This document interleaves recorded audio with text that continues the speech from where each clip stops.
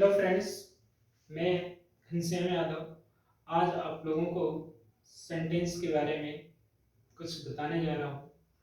तो चलते हैं, ज़्यादा देर न करते हुए हम शुरुआत करते हैं, सेंटेंस के बारे में कुछ सीखते हैं।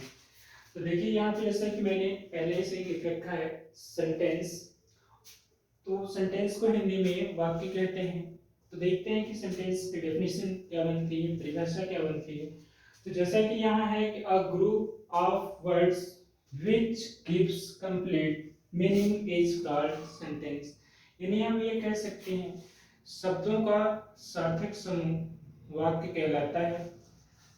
यहाँ पे अगर हम एग्जांपल की बात करें तो यहाँ लिखा है जैसे ही इज, तो ये अभी क्या है कि वो है, तो मतलब क्या है पूरा पता नहीं चल रहा है, कंप्लीट मीनिंग नहीं है। लेकिन जैसे ही यहाँ पे हम अगर ये लिख दें कि ही इज अ डॉक्टर, तो यहाँ पे देखेंगे फ्रेंड्स कि ये कंप्लीट सेंटेंस बन गया ही इज ए डॉक्टर। जब ये ही इज था सिर्फ वह था, क्या था पता नहीं था, लेकिन जैसे ही हमने डॉक्टर को जोड़ा तो ये पता चल गया कि ये इज ए डॉक्टर, वही डॉक्टर यानी कि कंप्लीट सेंस दे रहा है। सेम उसी प्रोसेस में देखा जाए कि सी इज वो है, लेकिन क्या है कंप्लीट मीनिंग नहीं मिल रही है, पूरा अर्थ नहीं है। तो यहाँ पे अगर हम ये कह दें सी इज अ स्टूडेंट, तो यहाँ पे फ्रेंड्स हम देखेंगे कि अब ये भी कंप्लीट हो गया, सी इज अ स्टूडेंट यानी कि वह एक विद्यार्थी है। तो इस हिसाब से अगर हम देखें तो सेंटेंस का अध्ययन हम आगे चल के दो तरह से करते हैं। तो दो तरह यानी दो प्रकार कह सकते हैं। तो फर्स्ट वन जो होता है यानी पहला प्रकार है पार्ट ऑफ सेंटेंस, और दूसरे प्रकार की बात करें तो काइंड्स ऑफ सेंटेंस। अगर यहाँ पे हम देख आप दो तरह हो जाते हैं, एक पार्ट ऑफ सेंटेंस के अकॉर्डिंग चलते हैं और दूसरा हमारा है काइंड ऑफ सेंटेंस के अकॉर्डिंग। तो अब हम एक एक करके इसमें जानेंगे। जैसा कि यहाँ मैंने लिख रखा है कि पार्ट ऑफ सेंटेंस। अब पार्ट ऑफ सेंटेंस में देखा जाए तो यहाँ मेनली यानी मुख्यतः दो पार्ट होते हैं सेंटेंस के।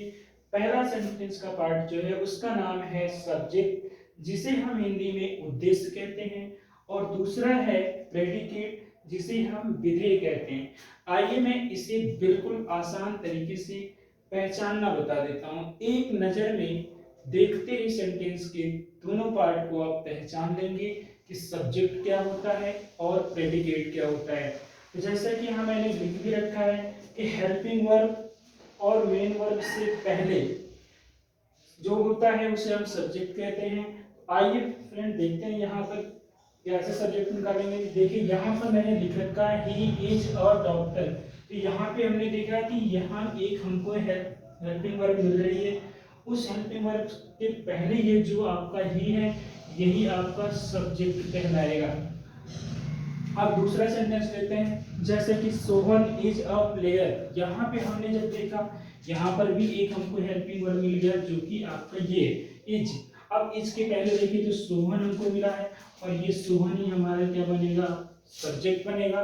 अब हम बात करते हैं दूसरे पार्ट का यानी कि प्रेडिकेट। तो प्रेडिकेट को पहचानने के लिए सिर्फ हमें देखना है, यहाँ पे मैंने लिख रखा है कि एच वी अर्थात एम वी हेल्पिंग वर्ब और मेन वर्ब से लेकर के कंजंक्शन यानी कोई कंजंक्शन आ जाए या फुल स्टॉप तक हमें जाना होता है। अगर कंजंक्शन नहीं है तो फुल स्टॉप, और कंजंक्शन है तो कंजंक्शन तक ही हमारा प्रेडिकेट होता है यानी जिसे हम विधेय कहते हैं।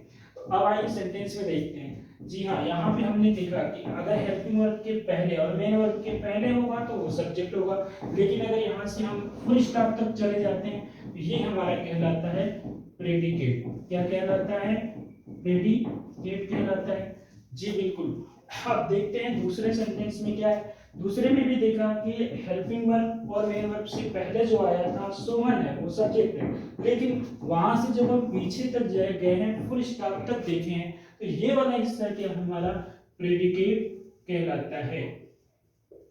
तो इस प्रकार से मैं उम्मीद करता हूं कि आप लोग देखते ही किसी भी सेंटेंस में सब्जेक्ट और प्रेडिकेट को पहचान लेंगे। तो दोस्तों अब नेक्स्ट इसके आगे जो प्रोसेस होगा मैं अगली वीडियो में आपको बताऊंगा।